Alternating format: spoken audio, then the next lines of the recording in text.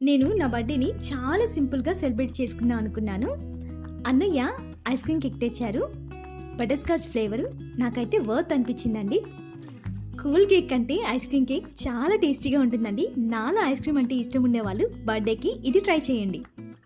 నేను నా బర్త్డేని ఓన్లీ నా ఫ్యామిలీ మెంబర్స్తో మాత్రమే సెలబ్రేట్ చేసుకున్నానండి.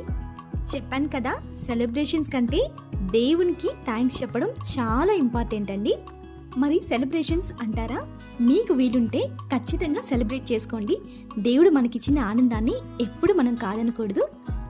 ఐస్ క్రీమ్ కేక్ చాలా టేస్టీగా ఉండేసరికి మా అన్నయ్య నైసి ప్లాన్ చేసి నేను తినిపించేటప్పుడు వీడియో బారాలేదు, ఫోటో బారాలేదు అంటూ ఎక్కువసార్లు తినేశారు. బర్త్డే ఏమో నాది, కేక్ షేర్ చేసుకునేది వాళ్ళు. చూసారా ఎలా షేర్ చేసుకొని తినేస్తున్నారో.